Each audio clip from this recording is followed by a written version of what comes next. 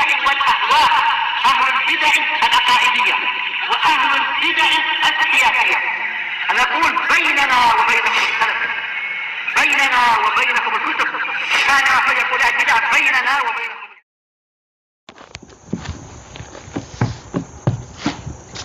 Qala al-Imam an-Nawawi rahimahullah wa an Abi Hurairah radhiyallahu anhu anna Rasulullah sallallahu alaihi wasallam qala laisa syadidu bi as-sura'ah.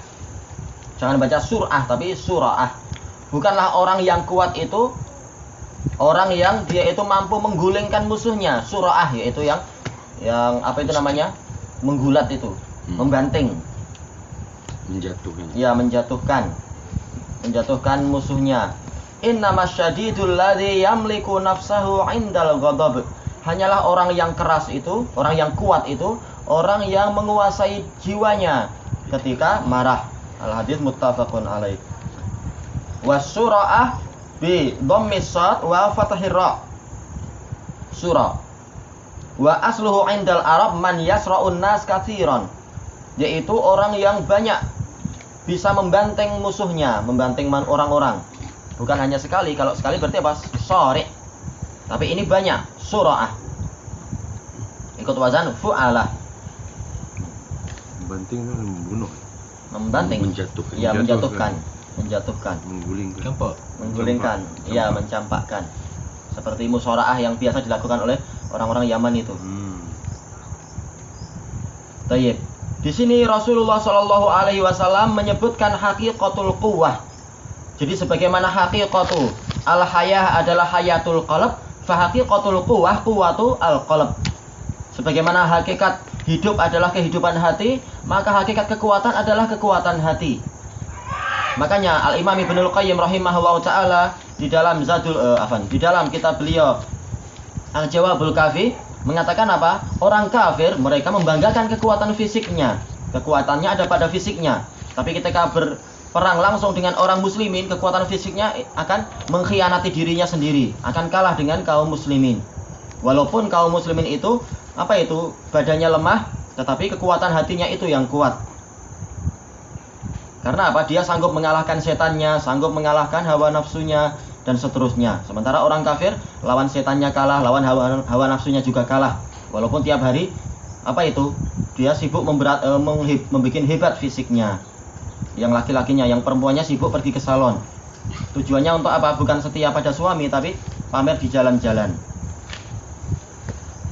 Maka ya, orang yang paling kuat bukanlah orang yang kuat fisiknya, tetapi yang paling kuat adalah yang kuat hatinya.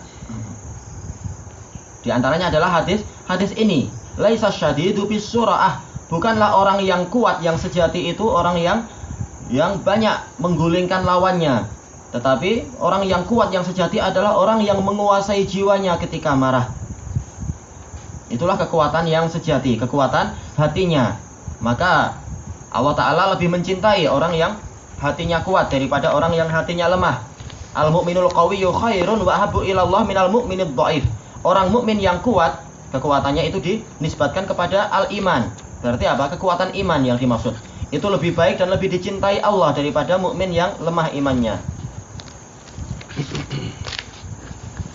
Baik. Itu yang pertama, tentang apa?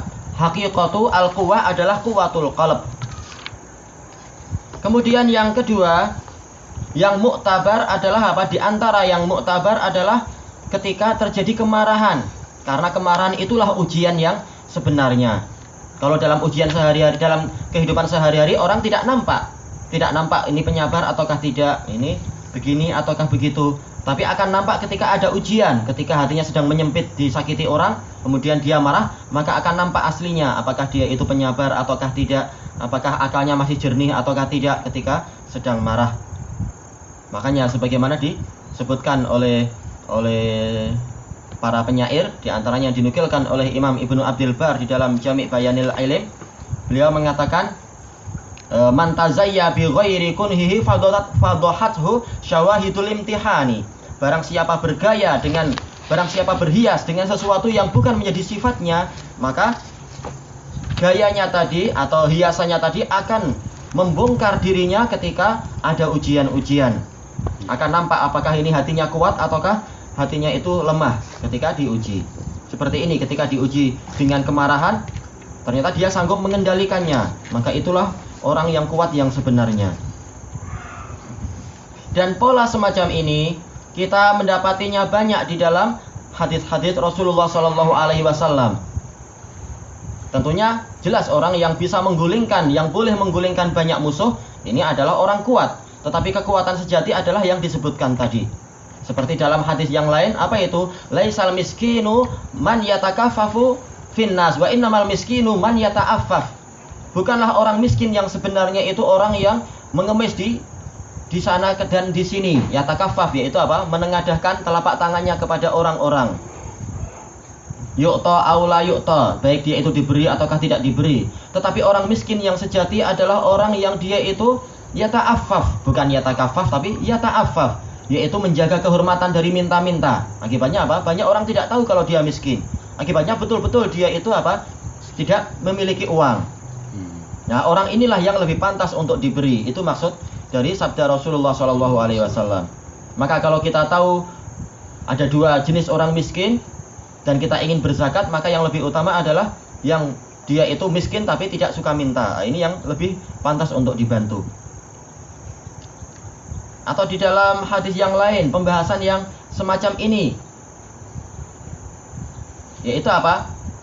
Rasulullah mengatakan laisa rakubu man faqada waladah man faqada ibnah wa innamar rakubu man la amalalah. Kurang lebih demikian kata Rasulullah SAW dalam hadis yang sahih. Bukanlah orang yang kehilangan anak itu, bukanlah orang yang kehilangan itu orang yang kehilangan anak. Walaupun kehilangan anak juga kehilangan tentunya.